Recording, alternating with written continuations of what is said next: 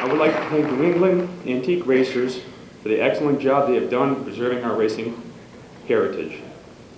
When Dan Pardee first called me to be the presenter for Bob Judkins, I thought to myself, what an honor. That was before I found out I had to give a speech. I heard that Bob took 5 years to build his first race car. I didn't know why, but I do know that history repeats itself. When I drove for him, he was building another new car. It took 2 or 3 years before he got that one on the racetrack too. I did find out why, the reason to my why is when I got in that car, it was a Cadillac of race cars. It had the latest and greatest of everything. Not store-bought stuff, but parts that were all made by him or by his crew. He was very meticulous in building his race cars. Jerry Wheeler drove the first Bob Judkins creation at Plainville Stadium, along with Tony Mordino, Billy Harmon, Eddie Flemke. Eddie Flemke was one that got Bob to paint the 2X on his race car as part of the bandit crowd that ran up and down the whole East Coast from Maine to Florida. Mario Fats Caruso, Randy Charland. Speaking of Randy Charland, he approached me before we got going here today, and he had said that if you want to tow your car up to Fonda, he'd be willing to win the race for you, not a problem. He said that you did that a few times. Gene Burgeon, Kenny Shoemaker, Maynard Ferret, Reggie Ruggiero, Brett Bodine, Ron Bouchard were just some of the drivers lucky enough to sit behind the wheel of the 2X.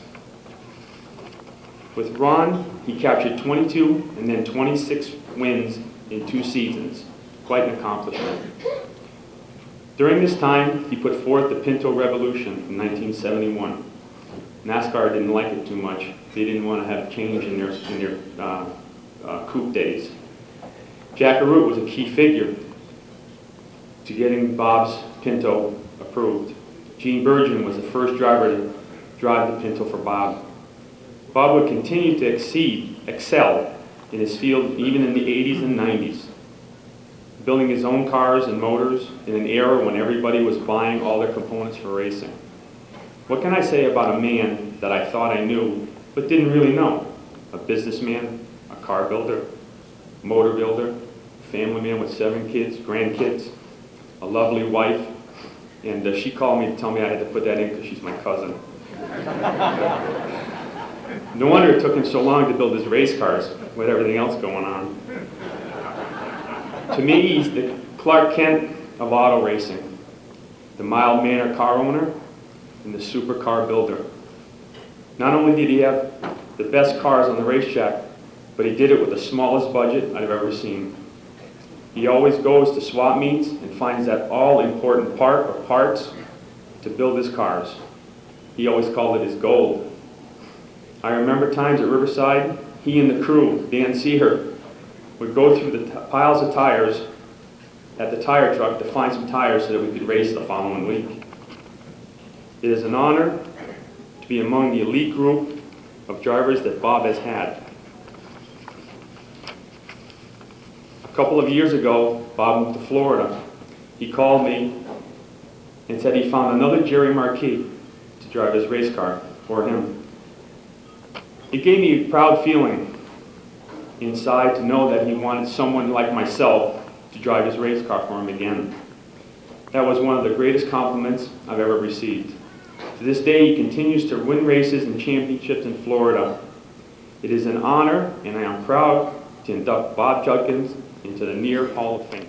Well, I don't have too much to say. Jerry said it all for me.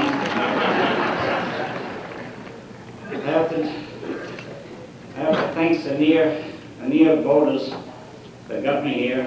I didn't think I'd ever be here, but I'm here.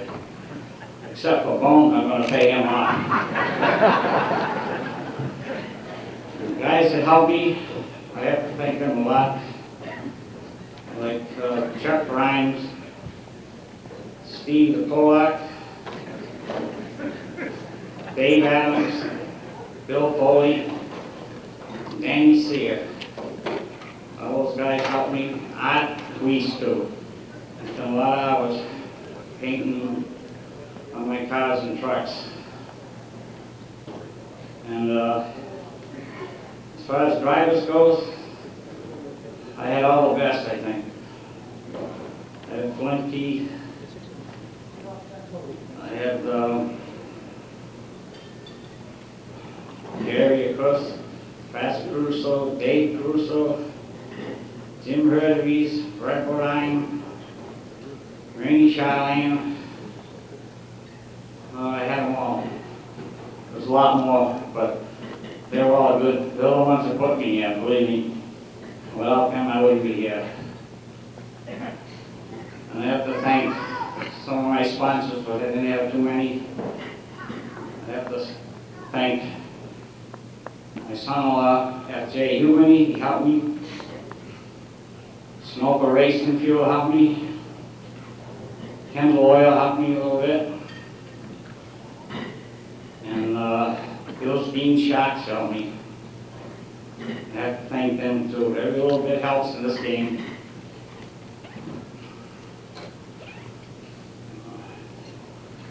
And one of all, I have to thank the guy that brought my Pinto here. I thank him for bringing it here. And I have to thank Jack O'Rourke Sussler. He went really out of his way to get that thing into NASCAR so I could race it. He did a lot of strings he pulled. And then I have this nasty thanks to my family, all my kids. A lot of times I wasn't there when they should have been there. We love you, Dad. But they stuck behind me. And thank my wife too. That's about all I have to say. Thank you.